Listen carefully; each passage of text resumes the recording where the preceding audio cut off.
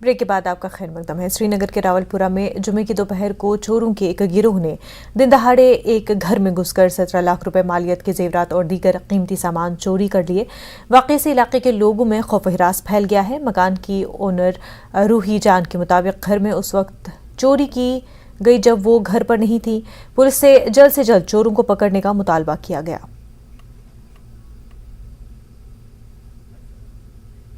नाजरीन, हाल ही में आपने देखा होगा कश्मीर में चोरी के इंसिडेंट्स जो हैं वो काफ़ी ज़्यादा बढ़ रहे हैं।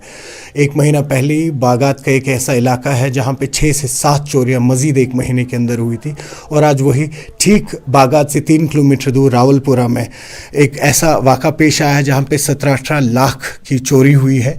और यहाँ पे हमारे साथ वो फैमिली मेम्बर्स हैं, उनसे बात करेंगे। पुलिस आव अस कोर तिमन कल इन्फॉर्मेशन का पुलिस आव योर सदर वल ते आय रंगरेट वल ते आय योर तिमो तुल पत सोरे फोटो वोटो ये तिमो वुछन तिमो दोप कहीं छुन परवाय अस यूता हेको कोशिश कर तूता करो अस यतन मगर अत लग थोड़ा टाइम चोर कर तथ मन वन ड्रग्स वल नशे वल अस अनोक तिम ते बुलायिथन तो अस करो अगर तिमन मज ओस कह तो अस हसा हेको अत मज पूर पॉइंट मदद करिथन क्याज अस तिहन शुक्र गुजार कि तिम आय कल तिम आय 2 लट आय तिम योर कल कि तिम वात योर।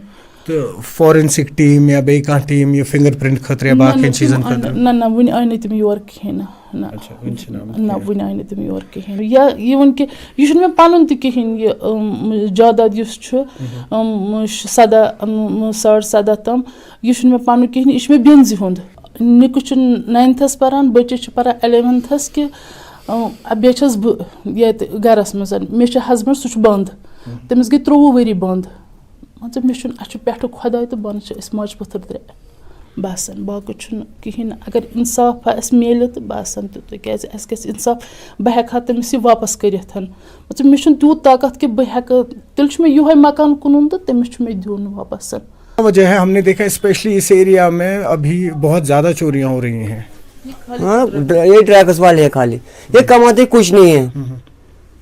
जब इसको कमाना पड़ेगा तब इसको पता चलेगा क्या होता है, पैसे क्या होता है। जब कमाते ही नहीं कुछ, लाएंगे कहाँ से पैसे? चोरी करते हैं, किसी को मारते हैं, किसी को कुछ करते हैं।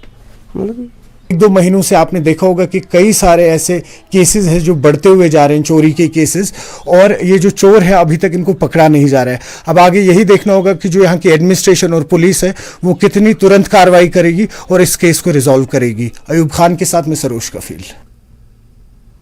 Director health services Kashmir doctor Mushtaq Ahmad Rather का कहना है